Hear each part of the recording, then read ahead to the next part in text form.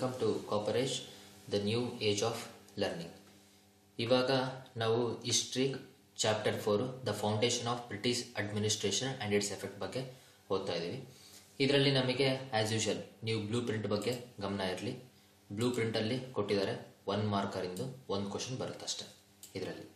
So ಇಂಥ ಸಿಚುವೇಶನಲ್ಲಿ but ಒಮ್ಮೆ ನಮಗೆ ಇದು ತಿಳ್ಕೊಳ್ಳೋದು ವೆರಿ ಇಂಪಾರ್ಟೆಂಟ್ ಇನ್ ನೆಕ್ಸ್ಟ್ ಕೇಸಸ್ಸಲ್ಲಿ. ಸರ್ಟೆನ್ ಥಿಂಗ್ಸ್ ನಾನು ಹಳೆ ಚಾಪ್ಟರ್ಗಳಲ್ಲೇ ಎಕ್ಸ್ಪ್ಲೇನ್ ಮಾಡಿದ್ದೀನಿ. 1 ಚಾಪ್ಟರ್, 2nd ಚಾಪ್ಟರ್, 3rd ಚಾಪ್ಟರ್ಲಿ ನಾನು ಕೆಲವು ಎಕ್ಸ್ಪ್ಲೇನ್ ಮಾಡಿದ್ದೀನಿ. ಸೊ ಇದರಲ್ಲಿ ಏನೇನಿದೆ, first doctrine of subsidiary alliance. ನಾನು ಅದನ್ನು ಫಸ್ಟೇ ನಿಮಗೆ ಹೇಳಿದ್ದೆ. ಅಲಯನ್ಸ್ ಅಂದರೆ ವೆಲ್ಲೆಸ್ಲಿ. ಸೊ ಅದು ನಿಮಗೆ ನೆನಪಿದ್ದೇ ಇರುತ್ತೆ. ಆಂಗ್ಲೋ ಮರಾಠಾ ವಾರ್ಸ್ ಏನಾಯಿತು, ಆಂಗ್ಲೋ ಸಿಖ್ ವಾರ್ ಏನಾಯಿತು, ಸೊ ಬ್ರಿಟಿಷ್ ಅವರು ಏನೇನು ಲಾ ತಂದರು, ಅದಾದಮೇಲೆ ಕಾನ್ಸ್ಟಿಟ್ಯೂಷನ್ ಡೆವಲಪ್ ಮಾಡೋದಕ್ಕೆ ಬ್ರಿಟಿಷು ಯಾವ್ಯಾವ ಆ್ಯಕ್ಟ್ಸ್ ತಂದರು ಅಂತ ಹೇಳೋದು ನಮಗೆ ಈ ಯೂನಿಟಲ್ಲಿ ಮುಗಿಯುತ್ತೆ. ಸೊ ಸ್ಟಾರ್ಟಿಂಗ್ ಬನ್ನಿ. ಸಬ್ಸಿಡರಿ ಅಲಯನ್ಸ್ ಅಂದರೆ ಏನು? ನಾ ಹೇಳಿದ್ದೆ ಲಾರ್ಡ್ ವೆಲ್ಲೆಸ್ಲಿ ಸಬ್ಸಿಡರಿ ಅಲಯನ್ಸನ್ನು ಮಾಡಿರೋದು. ಸೊ ಇದ್ರ ಪ್ರಕಾರ ಏನಂದರೆ, ಇಂಗ್ಲಿಷ್ ನಮಗೆ ಒಬ್ಬರನ್ನ ಇಲ್ಲಿ ನೋಡಿ, ಡಿಡ್ ಯು ನೋ ಅನ್ನೋದ್ರಲ್ಲಿ ನೋಡಿ, ಸಬ್ಸಿಡರಿ ಅಲಯನ್ಸ್ ಅಂದರೆ king could not enter into any treaty or wage war with any other king. He had to allow troops for the British army to stay in his kingdom and look after his needs. ಅಂದರೆ British ಇಂದ army ಇದೆಲ್ಲ ಇಲ್ಲಿ ಒಬ್ಬರನ್ನ ಹಿಡ್ಕೊಂಡಿರ್ಬೇಕು. ಅವರು ನಮ್ಮ ರೂಲರ್ಸು British ಆರ್ಮಿನ ಬಿಡ್ಕೊಂಡಿರ್ಬೇಕು. ಆಮೇಲೆ ಅವರೊಬ್ಬರು ರೆಸಿಡೆಂಟನ್ನು appoint ಮಾಡ್ತಾರೆ. ಅವ್ನು ನಮ್ಮ ಇಂಟರ್ನಲ್ ಅಫೇರ್ಸ್ ಎಲ್ಲ ಅವ್ನು ನೋಡ್ಕೊತಾನಂತ. ಸೊ ಇದರಲ್ಲಿ 1 ಮಾರ್ಕರ್ ಇರೋದ್ರಿಂದ ಇದನ್ನ ನೆನ್ಪಿಟ್ಕೊಳ್ಳಿ. The first one to implement this policy was Nizam of Hyderabad. 1 marker question. ಯಾರು ಫಸ್ಟು ಸಬ್ಸಿಡರಿ ಅಲಯನ್ಸನ್ನು ಅಕ್ಸೆಪ್ಟ್ ಮಾಡಿದ್ದು ಅಂತ ಅಂದ್ಬಿಟ್ಟು ಕೇಳಿದ್ರೆ ನಮಗೆ Nizam of Hyderabad first. So ಇದನ್ನ ಇವ್ರು ಆರ್ಮಿನ ಮೇಂಟೈನ್ ಮಾಡ್ತೀವಲ್ಲ, ಅದಕ್ಕೆ ಎಕ್ಸ್ಪೆನ್ಸ್ ಕೂಡ ನಾವೇ ಕೊಡಬೇಕು. ಸೊ ಇದು ಸಬ್ಸಿಡರಿ ಅಲಯನ್ಸ್. ಈ ಸಬ್ಸಿಡರಿ ಅಲಯನ್ಸ್ ಪ್ರಕಾರ ಇಂಗ್ಲಿಷ್ ಅಂದರೆ ಬ್ರಿಟಿಷ್ ಯಾರ್ಯಾರನ್ನು ತೊಗೊಂಡ್ರು ಅಂತ ನಮಗೆ ಗೊತ್ತಿದೆ. ಮೈಸೂರು ಕೂಡ ಸಬ್ಸಿಡರಿ ಅಲಯನ್ಸ್. ಅದೇ ಹುಲಿ ಇಲಿ ಅಂತ ಅಂದ್ಬಿಟ್ಟು ನಮಗೆ ಟಿಪ್ಪು ಹೇಳ್ತಾನೆ, 1 ದಿನ ಹುಲಿಯಾಗಿ ಬದುಕ್ತೀನಿ, 100 ದಿನ ಇಲಿಯಾಗಿ ಬದುಕೋದ್ಕಿಂತ ಅಂತ. ಸೊ ಆಮೇಲೆ ಟಿಪ್ಪು ಸಾಯ್ತಾನೆ. ಇದೆಲ್ಲ ನಾವು ಸಬ್ಸಿಡರಿ ಅಲಯನ್ಸ್ ನಾವು ಯೂನಿಟ್ 2 ಅಲ್ಲೇ ನಾವು ನೋಡಿದ್ವಿ. ನೆಕ್ಸ್ಟ್ ಇಲ್ಲಿ ನಮಗೆ ಇಂಪಾರ್ಟೆಂಟ್ ಆಗಿ ಬರೋದು ಆಂಗ್ಲೋ ಮರಾಠಾ ವಾರ್. ಈ ಯೂನಿಟಿಗೆ ನಾನು ಲಾಸ್ಟಿಗೆ ಕಾಪರ್ ಕೋಡ್ ಕೊಡಲ್ಲ, ಇಲ್ಲೇ ಇದನ್ನೇ ಕೋಡ್ಸ್ ಮಾಡಿದ್ದೀನಿ ನಾನು. ಸೊ ಈ ಕೋಡನ್ನ ನೀವು ಅರ್ಥ ಮಾಡ್ಕೊತ ಹೋಗಿ. ಈಗ ಫಸ್ಟ್ ಆಂಗ್ಲೋ ಮರಾಠಾ ವಾರ್ ಅಂದರೆ ನಿಮಗೆ ಈ ಒಂದು ಕಲರ್ ಕಾಂಬಿನೇಷನ್ ನೆನಪಿದ್ರೂ ಸಾಕು. ಅಂದರೆ ಫಸ್ಟ್ ನೋಡಿ, black, red, that is brown, red, green, ಈ ಥರ ನೀವು ಕಲರ್ ಇದು ನಿಮಗೆ ಕಣ್ಣಲ್ಲಿ ಕೂತ್ರೆ ಸಾಕು. ಫಸ್ಟ್ ಆಂಗ್ಲೋ ಮರಾಠಾ ವಾರ್ ನಿಮಗೆ ಮುಗಿದೋಗುತ್ತೆ. ನಾರ್ಮಲ್ ಆಗಿ ಕತೆ. ಇಲ್ಲಿ ಮರಾಠಸಲ್ಲಿ ಪೇಶ್ವಾ ನಾರಾಯಣ ರಾವ್ ಅಂತ ಇರ್ತಾನೆ. ಅವನು ಸತ್ತೋಗ್ತಾನೆ. ಪೇಶ್ವಾ ನಾರಾಯಣ ರಾವ್ ಸತ್ತೋದ್ಮೇಲೆ ಈ ಜಾಗಕ್ಕೆ ಯಾರು ಬರ್ತಾರೆ ಅಂತ ಅಂದ್ಬಿಟ್ಟು ಕಾಂಪಿಟೇಷನ್ ನಡೀತಿರುತ್ತೆ. ಇಲ್ಲಿ ರಘುನಾಥ್ ರಾವು ಇವನ್ ಬರಬೇಕು, ಇವನ್ ಪೇಶ್ವಾ ಆಗ್ಬೇಕು ಅಂತ ಅಂದ್ಬಿಟ್ಟು ಇವನಿಗೆ ಆಸೆ. ಇಲ್ಲಿ ಮಾಧವರಾವ್ ಪೇಶ್ವಾ ಇದನ್ನಲ್ಲ ಟು ಇವನ್ ಆಗ್ಬೇಕು ಅಂತ ಅಂದ್ಬಿಟ್ಟು. ಸೊ ಹಂಗಿರ್ಬೇಕಾದ್ರೆ ಇವನ್ ಚಿಕ್ಕೊಂಡಿರ್ತಾನೆ. ಮಾಧವ ಪೇಶ್ವಾ ಇವನು ಸಣ್ಣವ. ಸೊ ಇವನು ಇನ್ನ ಎಳೆ ವಯಸ್ಸಲ್ಲಿರೋದ್ರಿಂದ ಈ ನಾನಾ ಫಡ್ನವೀಸ್ ಅನ್ನೋನು ಈ ರಘುನಾಥ್ ರಾವ್ ಬೇಡ, ನಾವು ಮಾಧವ ಪೇಶ್ವನ್ನೇ ಮಾಡೋಣ ಅಂತ ಅಂದ್ಬಿಟ್ಟು ಇವನಿಗೆ ಸಪೋರ್ಟ್ ಮಾಡ್ತಾನೆ. ಅವ ರಘುನಾಥ್ ರಾವ್ ಅಯ್ಯೋ ಹಿಂಗಾಯ್ತು ಅಂದ್ರೆ ನಾನು ಬರೋದಕ್ಕಾಗಲ್ಲ, ಏನ್ ಮಾಡ್ಲಿ ನಾನು ಅನ್ನೋದಕ್ಕೆ ಇವನು ರಘುನಾಥ್ ರಾವ್ ಬ್ರಿಟಿಷ್ ಹೆಲ್ಪ್ ತಗೊಂತಾನೆ. ಬ್ರಿಟಿಷನ್ನ ಕರೀತಾನೆ, ಬರ್ರಿ ನಮ್ಮ ಇಂಟರ್ನಲ್ ಅಫೇರ್ಸ್ ಅಲ್ಲಿ ನೀವು ಭಾಗಿಯಾಗಿ. ಅಂದ್ರೆ ಇದೆಂಗೆ ಸೊ ಬೀದಿಲೋಗ ಮಾರಮ್ಮನ ಮನೆ ಕರೆದ್ರು ಅಂತಾರಲ್ಲ, ಸೊ ಹಂಗೆ ಬ್ರಿಟಿಷ್ ಎಲ್ಲ ಕಡೆ ಕ್ಯಾಪ್ಚರ್ ಮಾಡ್ತಿದ್ದಾರೆ. ಸೊ ಬ್ರಿಟಿಷನ್ನ ಇವರು ನಮ್ಮ ಇಂಟರ್ನಲ್ ಅಫೇರ್ಸ್ ಅಲ್ಲಿ ಬರ್ರಿ ಅಂತ ಅಂದ್ಬಿಟ್ಟು ಕರೆದ್ರು. ಹಿಂಗ್ ಕರೆದಾಗ ಬ್ರಿಟಿಷ್ ಬಂದು ಅಲ್ಲಿ ಅಹಮದಾಬಾದ್ ಜಾಗನ ಕ್ಯಾಪ್ಚರ್ ಮಾಡ್ಕೊಂಡ್ರು. ಅಹಮದಾಬಾದ್ ಜಾಗನ ಕ್ಯಾಪ್ಚರ್ ಮಾಡ್ಕೊಂಡು ಒಂದು ಸಾಲ್ಬಾಯ್ ಅಗ್ರಿಮೆಂಟ್ ಅಂತ ಅಂದ್ಬಿಟ್ಟು ಮಾಡಿದ್ರು. ಸಾಲ್ಬಾಯ್ ಅಗ್ರಿಮೆಂಟ್ ಮಾಡಿ ಅವರು ಮಾಧವರಾವ್ ನೀನೆ ಪೇಶ್ವಾ ಅಂದ್ಬಿಟ್ಟು ಹೇಳಿ, ನೆಕ್ಸ್ಟ್ ಇವರು ಅಹಮದಾಬಾದನ್ನು ಕ್ಯಾಪ್ಚರ್ ಮಾಡಿಕೊಂಡು ಅವ್ರ ಬೆಳೆಕಾಳನ್ನ ಅವರು ಬೇಯಿಸ್ಕೊಂಡ್ರು. ಈ ವಾರ್ ಇಲ್ಲಿಗೆ ಫಸ್ಟ್ ಆಂಗ್ಲೋ ಮರಾಠಾ ವಾರ್ ಆಗಿ ಸ್ಟಾಪ್ ಆಯಿತು.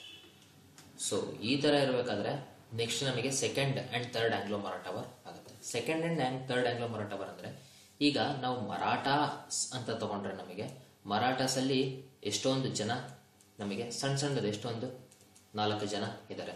ಅಂದರೆ ಸಿಂಧಿಯಾ ಅಂತಿರ್ಬೋದು, ಅಥವಾ ಬೋನ್ಸ್ಲೆ ಅಂತಿರ್ಬೋದು, ಅಥವಾ ಹೋಲ್ಕಾರ್ ಅಂತ ಇರ್ಬೋದು, ಅಥವಾ ಗಾಯಕ್ವಾಡ್ ಅಂತಿರ್ಬೋದು, ಇವರೆಲ್ಲ ಸಣ್ಣ ಸಣ್ಣ ಸಬ್ ಕ್ಯಾಸ್ಟ್ಗಳು, ಇವೆಲ್ಲ ಸೇರ್ಕೊಂಡು ಮರಾಠಾಸ್. ಇದರಲ್ಲಿ ಈ ಸಿಂಧಿಯಾ ಮತ್ತೆ ಬಾಜಿರಾವ್ ಪೇಶ್ವಾರ ಟು ಇವರಿಬ್ರು ಹೋಲ್ಕಾರ್ ಜೊತೆ ಫೈಟ್ ಮಾಡ್ತಾರೆ.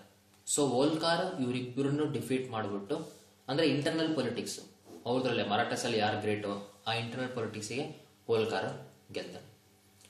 ಹೋಲ್ಕಾರ್ ಗೆದ್ದಾಗ ಇವನು ಪೇಶ್ವಾ ಬಾಜಿರಾವ್ ಪೇಶ್ವಾಟು ಏನ್ ಮಾಡ್ಲಿ ಹೋಲ್ಕಾರ್ ಸೋಲ್ಸೋದಕ್ಕೆ ಅಂತ ಅಂದ್ಬಿಟ್ಟು ಇವನು ಡಿಸೈಡ್ ಮಾಡ್ತಾನೆ. ಈ ಹೋಲ್ಕಾರ್ ಗೆಲ್ತಾರಲ್ಲ, ಗೆದ್ಮೇಲೆ ಇವನು ಪೇಶ್ವಾ ಬಾಜಿರಾವ್ ಏನ್ ಮಾಡ್ಲಿ ಅಂತ ಅಂದ್ಬಿಟ್ಟು ಡಿಸೈಡ್ ಮಾಡಿ ಇವನು ಬ್ರಿಟಿಷ್ನ ಹೆಲ್ಪ್ ಕರೀತಾನೆ.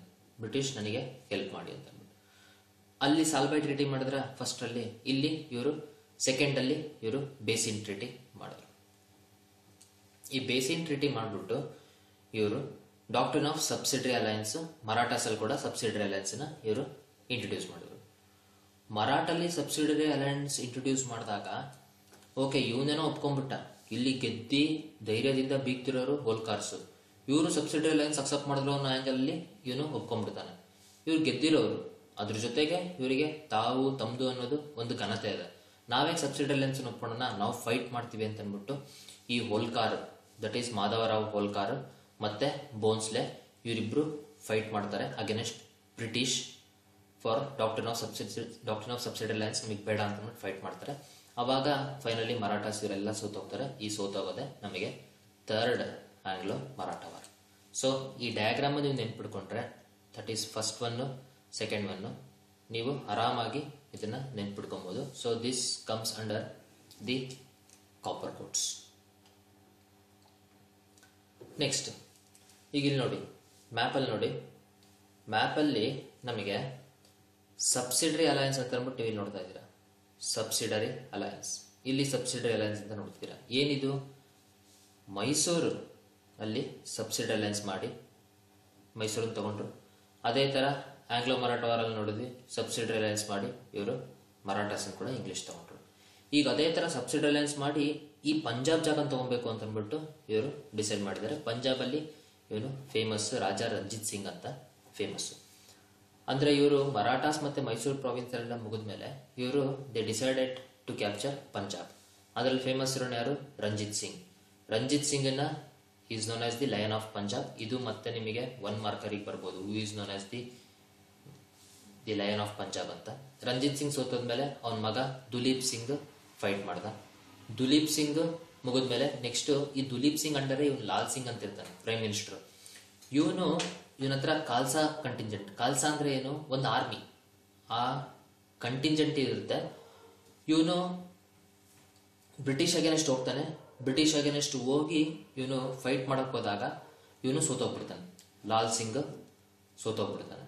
ಲಾಲ್ ಸಿಂಗ್ ಸೋತೋದಾಗ ಇವನು ದುಲೀಪ್ ಸಿಂಗ್ ಇರ್ತಾನಲ್ಲ, ಇವನು ಅವ್ನು ಪ್ರೈಮ್ ಮಿನಿಸ್ಟರ್ ಸೋದಾದ್ಮೇಲೆ ಅವ್ನ ರಾಜ ಏನೇನ್ ಮಾಡ್ತಾನೆ, ಅವನು ಸರಿ ನಾನು ಡಾಕ್ಟ್ರಿನ್ ಆಫ್ ಸಬ್ಸಿಡರಿ ಅಲಯನ್ಸ್ ಒಪ್ಕೊಂತೀನಪ್ಪ ಅಂದ್ಬಿಟ್ಟು ಅವನು ಒಪ್ಕೊಂತಾನೆ. ಈ ತರ ಒಪ್ಕೊಂಡಾಗ ಈ ಖಾಲ್ಸಾ ಆರ್ಮಿಗಳು, ಈ ಸೋಲ್ಜರ್ಸ್ ಎಲ್ಲ ಇರ್ತಾರಲ್ಲ, ಈ ಸೋಲ್ಜರ್ಸಿಗೆ ಬರ್ತಿ ಸಿಟ್ಟು ಬರುತ್ತೆ. ಇವರು ನಾವ್ ಯಾಕೆ ಹಂಗೆ ಈ ತರ ಸಬ್ಸಿಡರಿ ಅಲಯನ್ಸ್ ಒಪ್ಕೊಬೇಕು ಅಂತ ಅಂದ್ಬಿಟ್ಟು ಇವ್ರು ಖಾಲ್ಸಾ ಸೋಲ್ಜರ್ಸ್ ಎಲ್ಲ ಬ್ರಿಟಿಷ್ ಆಗೇನಷ್ಟು ಫೈಟ್ ಮಾಡ್ತಾರೆ. ಫೈಟ್ ಮಾಡಿದಾಗ ಅವರು ಕೂಡ ಸೋತೋಗ್ತಾರೆ. ಫೈನಲಿ ನಮಗೆ ಪಂಜಾಬ್ ಕೂಡ ಬ್ರಿಟಿಷ್ ಎಂಪೈರ್ ಬರುತ್ತೆ. ಸೊ ಪಂಜಾಬ್ ಅಲ್ಲೂ ಸಬ್ಸಿಡರಿ ಅಲಯನ್ಸ್ ಬರುತ್ತೆ. ಸೊ ಈ ಮೂರು ವಿಚಾರದಲ್ಲಿ ನಮಗೆ ಸಬ್ಸಿಡರಿ ಅಲಯನ್ಸ್ ನಿಮಗೆ ನೆನಪಿರಲಿ.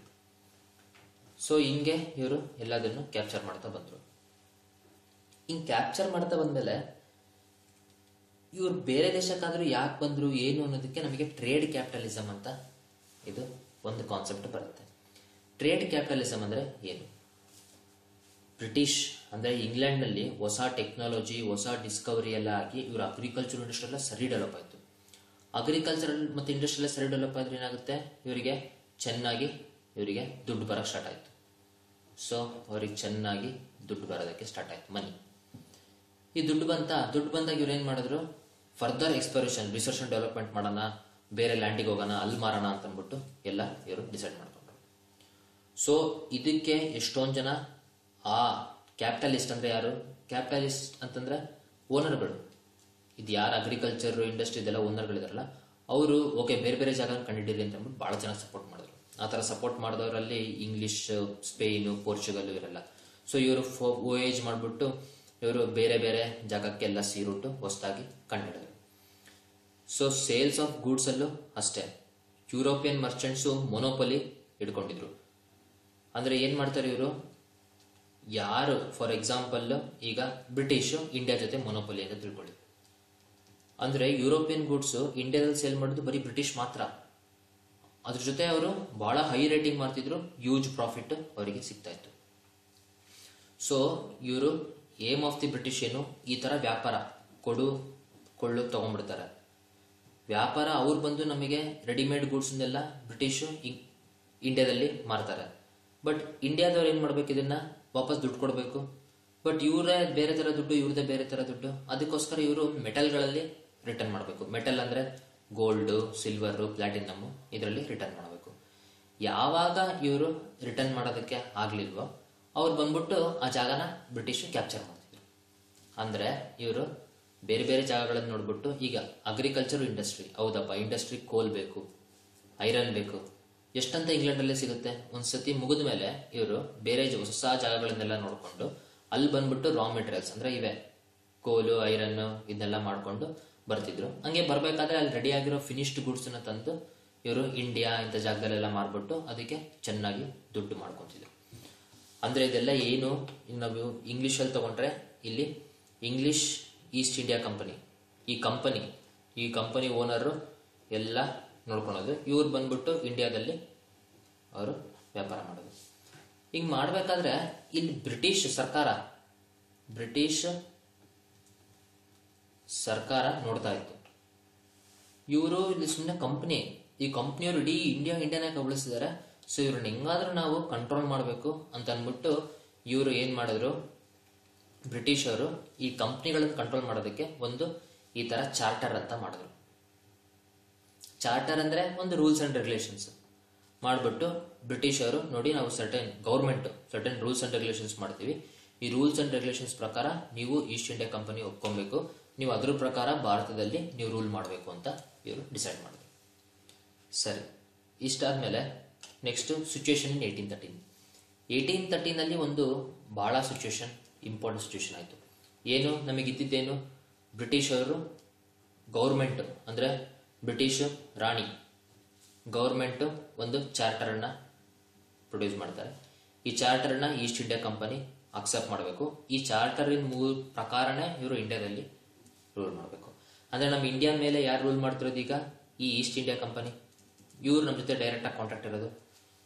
1813 ಏನ್ ಮಾಡಿದ್ರು ಅಂದ್ರೆ ಬ್ರಿಟಿಷ್, ಓಕೆ ಚಾರ್ಟರ್ ಇತ್ತಲ್ಲ, ಇವರು ಬ್ರಿಟಿಷ್ ಚಾರ್ಟರ್ ಇವ್ರು ಇಲ್ಲಿಂದ ಡೈರೆಕ್ಟ್ ಆಗಿ ಹಿಂಗ್ ಇಂಡಿಯನ್ ರೂಲ್ ಮಾಡೋ ಸ್ಟಾರ್ಟ್ ಮಾಡೋದು. ಬ್ರಿಟಿಷ್ ಚಾರ್ಟರ್ ಇದನ್ನ ಕಡೆಗಣಿಸ್ಬಿಟ್ರು. ಸೊ ಹಂಗಾಗಿ ಇದು ಸುಮ್ಮನೆ ಒಂದು ಅಡ್ಮಿನಿಸ್ಟ್ರೇಟಿವ್ ಆಫೀಸ್ ಅನ್ನೋ ತರ ಇದು ಕೊನೆ ಉಳ್ಕೊಂಡ್ಬಿಡ್ತು. ಈ ತರ ಕೆಲಸ ಬ್ರಿಟಿಷ್ ಮಾಡಿದ್ರು. ಅಂದ್ರೆ ಬ್ರಿಟಿಷ್ ರಾಣಿ ಈ ಇಂಡಿಯಾದ ವೆಲ್ತ್ ಎಲ್ಲ ನೋಡ್ಬಿಟ್ಟು, ಯಾಕೆ ಈ ಕಂಪ್ನಿಯವರು ಈ ಓನರ್ಗಳಿಗೆ ಲಾಭ ಆಗ್ಬಿಡ್ಬೇಕು, ಬ್ರಿಟಿಷ್ ಸರ್ಕಾರಕ್ಕೆ, ಬ್ರಿಟಿಷ್ ದೇಶಕ್ಕೆ ಹೆಲ್ಪ್ ಆಗ್ಲಿ ಅಂದ್ಬಿಟ್ಟು ಈ ಚಾರ್ಟರ್ ಅನ್ನು ಕೊಟ್ಬಿಟ್ಟು ಅವಳು ಇದ್ರ ಮೂಲಕ ಡೈರೆಕ್ಟ್ ಆಗಿ ಇದು ಮಾಡ್ತಾರೆ. ಇಲ್ಲಿ ನೋಡಿ, ಇಲ್ಲಿ ಇಂಡೈರೆಕ್ಟ್ ಆಗಿ ಹಿಂಗ್ ಬಂತು, ಬಟ್ ಇಲ್ಲಿ ಡೈರೆಕ್ಟ್ ಆಗಿ ಬಂತು. ಇದು 1813 ಸಿಚುವೇಶನ್ ಆಯ್ತು.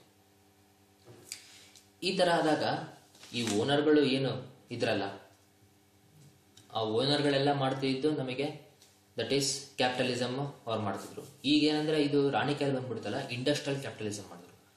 ಇಂಡಸ್ಟ್ರಿಯಲ್ ಕ್ಯಾಪಿಟಲಿಸಮ್ ಅಂದ್ರೆ ಏನು, ಬ್ರಿಟಿಷ್ ದೊಡ್ಡ ಇಂಡಸ್ಟ್ರಿಯಲಿಸ್ಟ್ ಎಲ್ಲ ರಾಣಿ ಸಪೋರ್ಟ್ ತಗೊಂಡು ಅವರು ಇಂಡಿಯಾದಲ್ಲಿ ಕಂಪ್ನಿ ಡೆವಲಪ್ ಮಾಡಿ ಅವರಷ್ಟೇ ಇಂಡಿಯಾ ಜೊತೆ ಟ್ರೇಡ್ ಮಾಡ್ತಿದ್ರು. ಮ್ಯಾನುಫ್ಯಾಕ್ಚರ್ಡ್ ಗೂಡ್ಸ್ ಎಲ್ಲ ತಂದು ನಮ್ಮ ಮಾರ್ಕೆಟ್ ಅಲ್ಲಿ ಅವರು ಹಾಕ್ತಿದ್ರು. ಅಂದ್ರೆ ನಮ್ಮಿಂದ ರಾ ಮೆಟೀರಿಯಲ್ಸ್ ತಗೊಂಡು ಹೋಗೋದು. ಅವರು ಇಂಡಸ್ಟ್ರಿಯಲ್ ರೆವಲ್ಯೂಷನ್ ಆಗಿದ್ದು ಯುರೋಪ್ ನಲ್ಲಿ, ಅಲ್ಲಿ ಅವರು ಇಂಡಸ್ಟ್ರಿಗಳ ಮೂಲಕ ರೆಡಿಮೇಡ್ ಗೂಡ್ಸ್ ರೆಡಿ ಮಾಡೋರು ತಂದ್ಬಿಟ್ಟು ಇಂಡಿಯಾದಲ್ಲಿ ಮಾರ್ತಿದ್ರು. ನಮ್ದು ರಾ ಮೆಟೀರಿಯಲ್ಸ್ ತಗೊಂಡೋಗಿ ಗೂಡ್ಸ್ ಮಾಡಿ ಮತ್ತೆ ನಮಗೆ ತಂದು ಮಾರ್ತಿದ್ರು. ಸೊ ಇದರಿಂದ ನಮಗೆ ಏನು ಈ ಹ್ಯಾಂಡಿಕ್ರಾಫ್ಟ್ಸ್ ಅವನ್ನೆಲ್ಲ ನಾವು ಮಾಡ್ತಿದ್ವಲ್ಲ, ಅಂದ್ರೆ ಇದು ಗೊಂಬೆಗಳು ಮಾಡೋದು, ಕೈಗಾರಿಕೆ ಕೆಲಸಗಳು ಮಾಡೋದು, ಇವೆಲ್ಲ ಏನಿತ್ತು ಇದೆಲ್ಲ ತಕ್ಷಣ ಕ್ಷೀಣಿಸ್ತಾ ಹೋಯ್ತು. ಯಾಕೆ, ಅವ್ರ ಇಂಡಸ್ಟ್ರಿ ರೆಡಿಮೇಡ್ ಬಟ್ಟೆಗಳು ಇಂಥವೆಲ್ಲ ತಂದಾಗ ಇವರು ಅದ್ರ ಜೊತೆ ಕಾಂಪೀಟ್ ಮಾಡಕ್ ಆಗ್ತಿರ್ಲಿಲ್ಲ ಮಿಷಿನ್ ಇದಕ್ಕೆ. ಸೊ ಹಂಗಾಗಿ ಎಲ್ಲ ಇಂಡಿಯಾದಲ್ಲಿ ಇದು ಹಾಳಾಗ್ತಾ ಹೋಯ್ತು. ಅದ್ರ ಜೊತೆಗೆ ಈ ಕಂಪನಿ ಇದರಲ್ಲ, ಇವರು ಶೇರ್ ಹೋಲ್ಡರ್ಸ್ ಅಂದ್ರೆ ಆ ಕಂಪ್ನಿಗೆ ಯಾರು ದುಡ್ಡು ಹಾಕಿರ್ತಾರೆ, ಇದು ಬರೋ ಲಾಭದಲ್ಲಿ ಆ ಶೇರ್ ಹೋಲ್ಡರ್ಸಿಗೂ ದುಡ್ಡು ಕೊಡಬೇಕು ವಾಪಸ್ಸು. ಅದಕ್ಕೋಸ್ಕರ ಇವರು ಎಲ್ಲಾ ಇಂಡಿಯಾದಲ್ಲಿರೋ ವೆಲ್ತ್ನೆಲ್ಲ ತಗೊಂಡೋಗಿ ಅಲ್ಲಿ ಮಾಡ್ತಿದ್ರು, ಅಲ್ಲಿ ಕೊಡ್ತಿದ್ರು. ಅವಾಗಾಗಿದ್ದೆ ನಮಗೆ ಇಂಡಿಯಾದ ವೆಲ್ತ್ ಇಂಗ್ಲೆಂಡಿಗೆ ಟ್ರಾನ್ಸ್ಫರ್ ಆಗ್ತಿತ್ತು. ಇದಕ್ಕೆ ನಾವು ಹೇಳೋದು ಡ್ರೈನ್ ಆಫ್ ವೆಲ್ತ್ ಅಂತ. ಡ್ರೈನ್ ಆಫ್ ವೆಲ್ತ್ ಅಂದ್ರೆ ಭಾರತದ ಖಜಾನೆ ಅಥವಾ ಭಾರತದ ಒಂದು ಖಜಾನೆ ಇಂಗ್ಲೆಂಡಿಗೆ ಹರಿದೋಗ್ತಿತ್ತು. ಹೆಂಗ್ ಹರಿದೋಗ್ತಿತ್ತು? ಇಲ್ಲಿ ಬಂದು ನಮ್ಮ ರಾ ಮೆಟೀರಿಯಲ್ ತಗೊಂಡೋಗ್ತಿದ್ರು, ಅದರಿಂದನೂ ಹರಿದೋಗ್ತಿತ್ತು. ಅಲ್ಲಿ ರೆಡಿಮೇಡ್ ಗೂಡ್ಸ್ ತಂದು ನಾವು ಇಲ್ಲಿ ಮಾರ್ತಿದ್ರು, ಅದರಿಂದನೂ ದುಡ್ಡು ಹರಿದೋಗ್ತಿತ್ತು. ಸೊ ಹಂಗಾಗಿ ನಮ್ಮ ದೇಶದ ವೆಲ್ತ್ ಎಲ್ಲ ಇಲ್ಲಿ ಹರಿದೋಯ್ತು. ಸೊ ಈ ಆಂಗಲ್ ಅಲ್ಲಿ ಅವರು ಇಂಡಸ್ಟ್ರಿಯಲ್ ಕ್ಯಾಪಿಟಲಿಸಮ್ ಕೂಡ ಇಂಡಿಯಾದಲ್ಲಿ ಮಾಡಿದ್ರು. ಸರಿ, ಇಂಡಸ್ಟ್ರಿಯಲ್ ಕ್ಯಾಪಿಟಲಿಸಮ್ ಇವ್ರು ಮಾಡಿದ್ರು ಅಂದ್ರೆ ಏನು? ನಮ್ದು ಕಂಪನಿ, ನಮ್ಮ ಟ್ರೇಡು, ಇದನ್ನೆಲ್ಲ ಇವ್ರು ಕ್ಯಾಪ್ಚರ್ ಮಾಡ್ಕೊಂಡ್ರು. ಆದ್ರೆ ನಮ್ಮ ಸೊಸೈಟಿನ ಹೆಂಗೆ ಕ್ಯಾಪ್ಚರ್ ಮಾಡಿದ್ರು? ಇರೋವಂಥ ಭಾರತ ದೇಶದಲ್ಲಿ ಅವರು ಅವ್ರ ಫ್ಲಾಗ್ ಅಂತ ನೆಟ್ಬಿಟ್ರು.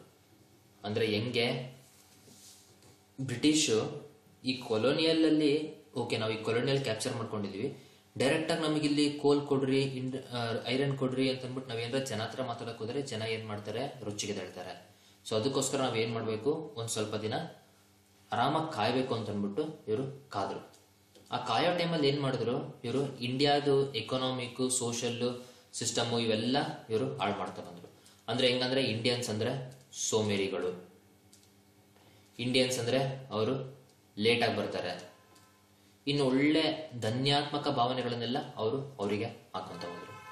ಸೊ ಹಂಗಾಗಿ ನಮ್ದು ಇಲ್ಲಿ ಹ್ಯಾಂಡಿಕ್ರಾಫ್ಟ್ಸ್ ಇವೆಲ್ಲ ಇತ್ತಲ್ಲ, ಅದನ್ನ ಹಾಳು ಮಾಡಿ ಅವ್ರ ಇಂಡಸ್ಟ್ರಿ ತಂದ್ರು. ಕಮ್ಯುನಿಟಿ ಫಾರ್ಮಿಂಗ್ ಅಂದ್ರೆ ಜೊತೆಗೆ ಸೇರ್ಕೊಂಡು ಎಲ್ಲರೂ ಅಗ್ರಿಕಲ್ಚರ್ ಮಾಡಿ ಬೆಳೆಗಳನ್ನು ಬೆಳೆಸೋಣ, ಎಲ್ಲ ಒಟ್ಟಿಗೆ ಇರೋಣ, ಕಮ್ಯುನಿಟಿ ಎಲ್ಲರಿಗೂ ಆಹಾರ ಸಿಗ್ಲಿ ಅನ್ನೋದನ್ನ ಇದು ಬ್ರಿಟಿಷ್ ಹಾಳು ಮಾಡಿದ್ರು. ಅವ್ರ ಲ್ಯಾಂಡ್ ಓನರ್ ಅದನ್ನ ಡಿಸೈಡ್ ಮಾಡ್ಕೊಂಡ್ರು, ಅಂದ್ರೆ ಅದನ್ನ ಡೆವಲಪ್ ಮಾಡ್ಕೊಂಡ್ರು. ಅದೇ ತರ ಸ್ಕಿಲ್ಡ್ ಕ್ರಾಫ್ಟ್ ಮೆನ್ ಅಂದ್ರೆ ಈಗ ನೇಯ್ಗೆ ಮಾಡೋನು, ಆಮೇಲೆ ಇದು ಗೋಲ್ಡ್ ಸ್ಮಿತ್ ಇರ್ಬೋದು, ಇವರೆಲ್ಲ ಹೋಗಿ ಈ ಆರ್ಟಿಸ್ಟ್ಗಳು ಏನೇನು ಕೆತ್ತಾ ಇದ್ರು ಅದೆಲ್ಲ ಹಾಳಾಗೋಯ್ತು. ಹಂಗಾಗಿ ಫಸ್ಟ್ ನಮ್ಮ ಸೊಸೈಟಿ ಪೂರ್ತಿ ಹಾಳು ಮಾಡಿದ್ರು. ಸೊ ಯಾವಾಗ ಇಂಡಿಯಾದಲ್ಲಿ ಇವರು ಇದನ್ನೆಲ್ಲ ಹಾಳು ಮಾಡಿ ಈ ಇಂಡಸ್ಟ್ರಿಗಳನ್ನ ಬೆಳೆಸೋದಕ್ಕೆ ಬಂದ್ರು, ಆ ಇಂಡಸ್ಟ್ರಿಗಳನ್ನ ನೋಡ್ಕೊಳೋದಕ್ಕೆ ಕೆಲವರು ಇಂಡಿಯನ್ಸ್ ವರ್ಕರ್ಸ್ ಇದ್ರು, ಅಲ್ಲಿ ಕೆಲಸ ಮಾಡೋಕ್ಕೆ ಕೆಲವರು ವರ್ಕರ್ಸ್ ಇದ್ರು. ಸೊ ಹಂಗಾಗಿ ಕ್ರಾಫ್ಟ್ಸ್ ಮೆನ್ಸ್, ಇದು ಆರ್ಟಿಷಿಯನ್ಸ್ ಇವರೆಲ್ಲ ಹೋಗ್ಬಿಟ್ಟು ನಮಗೆ ಹೊಸ ಜನದ ಒಂದು ಕ್ಲಾಸ್ ಆಫ್ ಪೀಪಲ್ ಬರಕ್ ಸ್ಟಾರ್ಟ್ ಮಾಡಿದ್ರು. ಅಂದ್ರೆ ಕ್ಯಾಪಿಟಲಿಸ್ಟ್ ಕ್ಲಾಸ್, ಯಾರ ಇಂಡಸ್ಟ್ರಿ ನೋಡ್ಕೊಂತಾರೆ, ಅದ್ರಲ್ಲಿ ವರ್ಕ್ ಮಾಡೋರು, ವರ್ಕಿಂಗ್ ಕ್ಲಾಸ್, ಯಾರ್ಯಾರು ಗಾಡಿ ಇದನ್ನೆಲ್ಲ ಓಡಿಸಿ ಇದು ಮಾಡ್ತಾರೆ. So transportation, agriculture labours, contractors, ಈ ರೀತಿ ಹೊಸ ಒಂದು ಏನಂತಾರೆ ಮಿಡಲ್ ಕ್ಲಾಸ್ ಇಲ್ಲಿ ಡೆವಲಪ್ ಆಗೋದಕ್ಕೆ ಸ್ಟಾರ್ಟ್ ಆಯ್ತು. ಸೊ ಅಂದ್ರೆ ಇದ್ರಲ್ಲಿ ನಾನು ಏನ್ ಇಂಪಾರ್ಟೆಂಟ್ ಪಾಯಿಂಟ್ ಹೇಳೋದಕ್ಕೆ ಇಷ್ಟಪಡ್ತೀನಿ ಅಂದ್ರೆ, how British captured our society. British ಬರೀ ನಮ್ಮ ಎಕನಾಮಿನ ಅಷ್ಟೇ ಹಾಳು ಮಾಡಲಿಲ್ಲ, ಇದ್ರ ಜೊತೆ ಎಕನಾಮಿ ಆಂಗಲ್ ಇಂದ ಅವರು ನಮ್ಮ ಸೋಷಿಯಲ್ ಸ್ಟ್ರಕ್ಚರ್ಸ್ ಅನ್ನು ಅವರು ಹಾಳು ಮಾಡ್ತಾ ಬಂದ್ರು. ಸೊ ಹಂಗಾಗಿ ಅವ್ರು ಅವಾಗ ಕ್ರಿಯೇಟ್ ಮಾಡಿದ ಪ್ರಾಬ್ಲಮ್ ಇವತ್ತರೆಗೂ ನಮ್ಮ ಅಗ್ರಿಕಲ್ಚರ್ಗೆ ಅದು ಸರಿ ಆಗ್ತಾನೆ ಇಲ್ಲ, ಅವಾಗ ಬಂದವ್ರು ಹಾಳು ಮಾಡಿದ್ದು. ಸೊ ಇದು ಬ್ರಿಟಿಷ್ ಈ ತರ ಕ್ಯಾಪ್ಚರ್ ಮಾಡಿದ್ರು. ಇನ್ನ ಕೊನೆಗೆ ನಮಗೆ ಕಾನ್ಸ್ಟಿಟ್ಯೂಷನಲ್ ರಿಫಾರ್ಮ್ಸ್ ಅಂತ ಅಂದ್ಬಿಟ್ಟು ಬ್ರಿಟಿಷ್ ಇಡ್ತಾರೆ. ಕಾನ್ಸ್ಟಿಟ್ಯೂಷನಲ್ ರಿಫಾರ್ಮ್ಸ್ ಅಂದ್ರೆ ಏನು?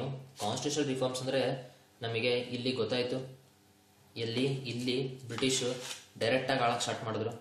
ಡೈರೆಕ್ಟ್ ಆಗಿ ಆಳಕ್ ಸ್ಟಾರ್ಟ್ ಮಾಡಿದಾಗ ಇವ್ರಿಗೆ ಗೊತ್ತಾಯ್ತು, ನಾವೇನಾದ್ರೂ ಅಂದ್ರೆ ಇಂಡಿಯನ್ಸ್ ಇಂದ ಸಪೋರ್ಟ್ ನಾವು ತಗೊಳ್ಳಿಲ್ಲಂಗೆ ಈ ಜಾಗನ ನಾವೆಲ್ಲೂ ಆಳಕ್ಕಾಗಲ್ಲ, ಇಂಡಿಯನ್ಸ್ ಗಲಾಟೆ ಮಾಡ್ತಾರೆ. ಸೊ ಇಂಡಿಯನ್ಸ್ ನ ನಾವು ಸಪೋರ್ಟಿಗೆ ತಗೊಬೇಕು. ಇಂಡಿಯನ್ಸ್ ಹೆಂಗ್ ಸಪೋರ್ಟಿಗೆ ತಗೊಬೇಕು? ಕೆಲವೊಂದೊಂದು ರೂಲ್ ಮಾಡ್ಬಿಟ್ಟು ಅದ್ರ ಪ್ರಕಾರ ಸಪೋರ್ಟ್ ತಗೊಳ್ಳೋಣ ಅಂತ ಡಿಸೈಡ್ ಮಾಡಿದ್ದೆ. ಫಸ್ಟ್ ಇವರು ರೆಗ್ಯುಲೇಟಿಂಗ್ ಆಕ್ಟ್ 1773 ಅನ್ನೋದು ಹಾಕಿದ್ರು. ಅಂದ್ರೆ ಇಂಡಿಯಾದಲ್ಲಿ ಹೆಂಗೆ ರೆಗ್ಯುಲೇಟ್ ಮಾಡಬೇಕು ಅಂತ ಅಂದ್ಬಿಟ್ಟು ಇವರು ಸ್ಟಾರ್ಟ್ ಮಾಡಿದ್ದು. ಇಲ್ಲಿ ನೋಡಿ, ನಿಮಗಿಲ್ಲಿ ಇದರಲ್ಲಿ ಟೋಟಲ್ ಇನ್ಫಾರ್ಮೇಶನ್ ನಮಗೆ ಟೆಕ್ಸ್ಟ್ ಬುಕ್ ಅಲ್ಲಿ ಇಲ್ಲದೆ ಇರೋ ಕಾರಣದಿಂದ ನಾವು ಇದನ್ನ ಬೇರೆ ದಾರಿ ಇಲ್ಲದೆ ನೆನ್ಪಿಡ್ಬೇಕಾಗತ್ತೆ. ಸೊ ನೆನ್ಪಿಡೋದು ಹೆಂಗೆ ಅಂತ ನಾನು ಹೇಳ್ತೀನಿ. ಇಲ್ಲಿ ನೋಡಿ 77 ಇದೆ. 77 ಅಂದ್ರೆ ಡ್ಯುಯಲ್, ಹೌದಾ? ಸೊ ಡ್ಯುಯಲ್ ಗವರ್ಮೆಂಟ್ ನಮಗೆ ರಾಬರ್ಟ್ ಕ್ಲೈವ್ ಅವಾಗ ಇಂಟ್ರೊಡ್ಯೂಸ್ ಮಾಡಿದ್ದ ಅಂತ ನಮಗೆ ಚೆನ್ನಾಗಿ ಗೊತ್ತಿದೆ. ಇದು ಆ ಡ್ಯುಯಲ್ ಗವರ್ಮೆಂಟ್ ಅನ್ನ ಇವರು ಹಾಳು ಮಾಡಿದ್ರು, ಅಂದ್ರೆ ಅಬಾಲಿಷ್ ಮಾಡಿದ್ರು ಆ ಡ್ಯುಯಲ್ ಗವರ್ಮೆಂಟ್ ಅನ್ನ. ಸೊ ಅಲ್ಲಿಗೆ ನಮಗೆ ಏನಾಯ್ತು? 1773 ಅಂದ್ರೆ ಡ್ಯುಯಲ್ ಗವರ್ಮೆಂಟ್ ಹೋಯ್ತು. ಅಲ್ಲಿ ಗವರ್ನರ್ ಆಫ್ ಬೆಂಗಾಲ್ ಅಂತ ಇಷ್ಟು ದಿನ ಕರಿತಿದ್ದು, ಇವಾಗ ಗವರ್ನರ್ ಜನರಲ್ ಅಂತ ಇವರು ಕರೆಯಕ್ಕೆ ಸ್ಟಾರ್ಟ್ ಮಾಡಿದ್ರು. ಇಲ್ಲಿ ನೋಡಿ, ಗವರ್ನರ್ ಆಫ್ ಬೆಂಗಾಲ್ ಅಂತ ಕರಿತೀರಾ, ಗವರ್ನರ್ ಜನರಲ್ ಅಂದ್ರೆ GG, 2 G ಪಕ್ಕ 2 7 ಪಕ್ಕ ನೋಡಿ, ಮತ್ತೆ ಹಂಗೆ ನೆನ್ಪಿಡ್ಬೋದು. 2 7 ಪಕ್ಕನ ಡ್ಯೂಯಲ್ ಗೌರ್ಮೆಂಟ್ ಅಬಾಲಿಷ್ ಆಯ್ತಾ. ಅದೇ ಥರ ಇಲ್ಲಿ ನಿಮಗೆ that is governor general G. ಇದನ್ನೆಲ್ಲ ನೀವು ಮನೆಯಲ್ಲಿ ಚೆನ್ನಾಗಿ ಕುತ್ಕೊಂಡು ಕಲಿಬೇಕು. ಸೊ ಮನೆಯಲ್ಲಿ ಕಲಿಯೋದಕ್ಕೆ ಏನಂತ ಕರೀತಾರೆ, ಹೋಮ್ ವರ್ಕ್ ಅಂತ ಕರೀತಾರೆ. ಸೊ ಅದನ್ನೇ ಉಲ್ಟಾ ಮಾಡ್ರಿ, WH ಅಂದರೆ ವ್ಯಾರನ್ ಹ್ಯಾಸ್ಟಿಂಗ್ಸ್. ಫಸ್ಟ್ ಈ ಗವರ್ನರ್ ಜನರಲ್ ಆಗಿದ್ದು ವ್ಯಾರನ್ ಹ್ಯಾಸ್ಟಿಂಗ್ಸ್. ನೀವು ಮನೆಯಲ್ಲಿ ಹೋಮ್ವರ್ಕ್ ಎಲ್ಲ ಪ್ರಾಪರಾಗಿ ಮಾಡ್ತಿರೋ ಇಲ್ಲೋ ಅಂತ ಅಂದ್ಬಿಟ್ಟು ನಿಮ್ಮ ಮನೆಯಲ್ಲಿ ನಿಮ್ಮ ಪೇರೆಂಟ್ಸ್ ನಿಮ್ಮ ಮೇಲೆ ನೋಡ್ತಾರೆ. ಅದೇ ಥರ ಇವರೆಲ್ಲ ವರ್ಕ್ ಕರೆಕ್ಟಾಗಿ ಮಾಡ್ತಾರೋ ಇಲ್ಲೋ ಅಂತ ಅಂದ್ಬಿಟ್ಟು ಇಲ್ಲಿ ಸುಪ್ರೀಂ ಕೋರ್ಟ್ ನೋಡುತ್ತೆ. ಸೊ ಇದು ನಮಗೆ 1773. ಅದೇ ಥರ next 1784 Pitt's India act. So Pitt ಅಂದರೆ ಗುಂಡಿ. ಈಗ ಯಾವುದೋ ಒಂದು ಪ್ರಾಣಿನ ಕಳಿಸಿ ನಾವು ಗುಂಡಿಲಿ ಬೀಳ್ಸಿದ್ರೆ ಆ ಪ್ರಾಣಿದು ಪೂರ್ತಿ ಕಂಟ್ರೋಲ್ ನಾವು ತಗೊಂಡಿರ್ತೀವಿ. ಸೊ ಅದೇ ಥರ ಇಲ್ಲಿ ಬೋರ್ಡ್ ಆಫ್ ಕಂಟ್ರೋಲ್ ಅಂತ ಬಂದಿದ್ದು ನಮಗೆ ಇಲ್ಲಿ ಪಿಟ್ಸ್ ಇಂಡಿಯಾ ಆ್ಯಕ್ಟ್ನಲ್ಲಿ. ಸೊ ಅದೇ ಥರ ಪ್ರೈವಿ ಕೌನ್ಸಿಲ್ ಅಂತ ಅಂದ್ಬಿಟ್ಟು ಇವರು ಇಂಡಿಯಾನ ಆಳೋದಕ್ಕೆ ಸುಮ್ಮನೆ ರೂಲ್ಸ್ ಆ್ಯಂಡ್ ರೆಗ್ಯುಲೇಷನ್ಸ್ ಮಾಡಿದ್ರೆ ಆಗೋದಿಲ್ಲ. ಸ್ವಲ್ಪ ಜನನ್ನ ಸೇರಿಸ್ಕೊಂಡು ಇವ್ರು ಯಾವಾಗಲೂ ಡಿಸ್ಕಷನ್ ಮಾಡಿಬಿಟ್ಟು ಇಂಡಿಯಾದಲ್ಲಿ ರೂಲ್ಸ್ ಆ್ಯಂಡ್ ರೆಗ್ಯುಲೇಷನ್ಸ್ನ ಮಾಡ್ತಿದ್ರು. ಇವರೆಲ್ಲ ಜನ ಅಡ್ವೈಸ್ ಮಾಡ್ತಿದ್ರು ಬ್ರಿಟಿಷಿಗೆ, ಹಿಂಗೆ ಮಾಡಬೇಡ್ರಿ ಹಿಂಗೆ ಮಾಡ್ರಿ ಅಂತ ಅಂದ್ಬಿಟ್ಟು. ಅದು ನಮಗೆ ಪ್ರೈವಿ ಕೌನ್ಸಿಲ್. ಅದಾದಮೇಲೆ ಈಸ್ಟ್ ಇಂಡಿಯಾ ಕಂಪನಿ ಇತ್ತಲ್ಲ, ಇಷ್ಟು ದಿನ ಈಸ್ಟ್ ಇಂಡಿಯಾ ಕಂಪನಿ ನೀನು ಬೇಡ ಡೈರೆಕ್ಟ್ ಆಗಿ ಬ್ರಿಟಿಷ್ ಗೌರ್ಮೆಂಟ್ ಏನಿದೆ ಅದೇ ಇಂಡಿಯಾನ ಆಳುತ್ತೆ ಅಂತ ಅಂದ್ಬಿಟ್ಟು ಬಂದಿದ್ದು ಪಿಟ್ಸ್ ಇಂಡಿಯಾ ಆಕ್ಟ್. ಸೊ ಇದರಲ್ಲಿ ನೆಕ್ಸ್ಟ್ 1861 ನೋಡಿ, ನಂಬರ್ಗಳೇ ಮತ್ತೆ ನೆನ್ಪಿಡ್ಬೋದು. ಇಲ್ಲಿ 1 ಅಂದರೆ ಫಸ್ಟ್ ಟೈಮ್, ಇಲ್ಲಿ ಇದು 1 ಅಂದರೆ ಐ ನೆನ್ಪಿಡಿ, ಐ ಅಂತ. First time Indians participated in the administration. So 1861 ಅಲ್ಲಿ ಐ ಅಂದರೆ first time Indians participate in administration ನೆನ್ಪಿಡ್ಬೋದು. ಇದರಲ್ಲಿ ನೀವು ಈ ಟೆಕ್ಸ್ಟ್ ಬುಕ್ಕಲ್ಲೆಲ್ಲ ಮಿಂಟೋ ಮಾರ್ಲೆ ಅಂತ ಕೊಟ್ಟಿದ್ದಾರೆ. ನಾನು ಹೇಳೋದು ಮಾರ್ಲೆ ಮಿಂಟೋ ಅಂತ ನೆನ್ಪಿಡಿ. ಯಾಕಂದ್ರೆ ನಮಗೆ so secretary of state Indian ಎಲ್ಲ ನೋಡೋದಕ್ಕೆ ಸೆಕ್ರೆಟರಿ ಇವನು ಇಂಗ್ಲೆಂಡಲ್ಲಿ ಕೂತಿರ್ತಾನೊಬ್ಬ. ಅವನ ಅಂಡರ್ ವೈಸ್ರಾಯ್ ಇರ್ತಾನೆ. ಆ ವೈಸ್ರಾಯ್ ಅಂಡರ್ ನಮ್ಮ ಇಂಡಿಯಾನ ರೂಲ್ ಮಾಡ್ತಿರ್ತಾರೆ. ಸೊ ಹಂಗಾಗಿ ನಮಗೆ 1909 ಆಗಲಿ ಅಥವಾ 1919 ಆಗಲಿ ನಾವು ಫಸ್ಟ್ ಮಾತಾಡೋದು ಇವನು ಹೈ ಇರ್ತಾನಲ್ಲ, that is superior, that is secretary. So ಇಲ್ಲಿ ಸೆಕ್ರೆಟರಿ ಹೆಸರು ಮೋರ್ಲೆ, ವೈಸ್ರಾಯ್ ಹೆಸರು ಮಿಂಟೋ. ಅದೇ ಥರ ಇಲ್ಲಿ 1919 ಅಷ್ಟೇ ಮಾಂಟಿಗ್ಯೂ ಅನ್ನೋದು ನಮಗೆ ಸೆಕ್ರೆಟರಿ, ಚಮ್ಸ್ಫೋರ್ಡ್ ಅನ್ನೋದು ಆ ಟೈಮಲ್ಲಿ ಇದ್ದಂಥ ವೈಸ್ರಾಯ್. ಸೊ ಈಗ ಮೋರ್ಲೆ ಮಿಂಟೋ ಇದರಲ್ಲೇ ಇದೆ. ಮೋರ್ ಅಂದ್ರೇನು, ಜಾಸ್ತಿ. ಸೊ ಹಂಗಾಗಿ ಸೆಂಟ್ರಲ್ ಲೆಜಿಸ್ಲೇಚರ್ ಮತ್ತೆ ಪ್ರಾವಿನ್ಷಿಯಲ್ ಲೆಜಿಸ್ಲೇಚರ್ನ ನೀವು ಎಕ್ಸ್ಪ್ಯಾಂಡ್ ಮಾಡಬೇಕು. ಇದು ಹೆಸರು, ಇದು ಮೋರ್ಲೆ ಅನ್ನೋದು ಮಿಂಟೋ ಅನ್ನೋದು ಹೆಸರು. ಸೊ ಇದನ್ನ ಎಕ್ಸ್ಪ್ಯಾಂಡ್ ಮಾಡಬೇಕು. ಅದಾದ್ಮೇಲೆ ನೆಕ್ಸ್ಟ್ ಇವರು election first time religion basis ಮೇಲೆ ಎಲೆಕ್ಷನ್ ಮಾಡೋಕೆ ಸ್ಟಾರ್ಟ್ ಮಾಡಿದ್ರು. ಅಂದರೆ ಹಿಂದೂಸಿಗೆ ಸಪರೇಟು, ಮುಸ್ಲಿಮ್ಸಿಗೆ ಸಪರೇಟು, ಈ ಥರ ಇವರು ಸ್ಟಾರ್ಟ್ ಮಾಡಿದ್ರು. ಸೊ ಹಂಗಾಗಿ ಇದು 1909 ನಿಮಗೆ ನೆನಪಿರಲಿ, ವೆರಿ ಇಂಪಾರ್ಟೆಂಟ್ ಪಾಯಿಂಟ್. ಅದು 1 ಮಾರ್ಕರಿಗೆ ಯಾವಾಗ ಎಲೆಕ್ಷನ್ ರಿಲಿಜನ್ ಮೇಲೆ ಮಾಡಿದ್ರು ಅಂತ ಅಂದ್ಬಿಟ್ಟು ನಿಮಗೆ ಕೇಳಿದ್ರೆ ಇದು ವೆರಿ ಇಂಪಾರ್ಟೆಂಟ್. ಸೊ ಮೋರ್ಲೆ ಮಿಂಟೋ ನಿಮಗೆ ನೆನಪಿರಲಿ. ನೆಕ್ಸ್ಟ್ ಅದಾದ್ಮೇಲೆ ಬಂದಿದ್ದು 1919 ಮಾಂಟಿಗ್ಯೂ ಚಮ್ಸ್ಫೋರ್ಡ್. ಏನು ಮಾಂಟಿಗ್ಯೂ ಅಂದರೆ ಅವನು ಸೆಕ್ರೆಟರಿ ಇರ್ತಾನಲ್ಲ ಅವನು, ಚಮ್ಸ್ಫೋರ್ಡ್ ಅಂದರೆ ವೈಸ್ರಾಯ್ ಇರ್ತಾನಲ್ಲ ಅವನು. ಸೊ ಈ 1919 ಇವರು ಒಬ್ಬ ಹೈ ಕಮಿಷನರ್ ಅಪಾಯಿಂಟ್ ಮಾಡ್ತಾರೆ ಇಂಡಿಯಾದಲ್ಲಿ, ಅವನ್ನೆಲ್ಲ ನೋಡ್ಕೊಳ್ಳಿ ಅಂತ ಅಂದ್ಬಿಟ್ಟು. ನೆಕ್ಸ್ಟು ಇಲ್ಲಿ ನೋಡಿ, ಮಾಂಟಿಗ್ಯೂ ಚಮ್ಸ್ಫೋರ್ಡ್ ರಿಫಾರ್ಮ್ಸು. ಈ 19 ಸೇಮ್ ಇದೆ, ಈ 19 ಸೇಮ್ ಇದೆ, ಹೌದಾ? ಸೊ ಅಂದರೆ ಇಲ್ಲಿ ಇದು ಒಂದು ಹೌಸು ಇದೊಂದು ಹೌಸ್ ಅಂತ ನೆನ್ಪಿಟ್ಕೊಳ್ಳಿ. ಅಂದರೆ ಮನೆ ಕಟ್ಟಿದ್ರು, ಇಲ್ಲಿ 19 ಬರದೆ, ಇಲ್ಲಿ 19 ಬರದೆ, ಅಂದರೆ 1919. ಅದೇ ಥರ ಇಲ್ಲಿ 2 ಹೌಸಸ್ ಕ್ರಿಯೇಟ್ ಆಯಿತು, ಅಪ್ಪರ್ ಹೌಸು ಲೋವರ್ ಹೌಸು ಅಂತ ಅಂದ್ಬಿಟ್ಟು. ಅಪ್ಪರ್ ಹೌಸಿಗೆ ಹೆಸರು ಕೌನ್ಸಿಲ್ ಆಫ್ ಸ್ಟೇಟ್ಸು, ಲೋವರ್ ಹೌಸಿಗೆ ಲೆಜಿಸ್ಲೇಟಿವ್ ಅಸೆಂಬ್ಲಿ ಅಂತ ಹೇಳಿದ್ರು. ಹೀಗೆ ನೋಡಿ 1919 ಮತ್ತೆ ಇದು ನೋಡಿ 1919.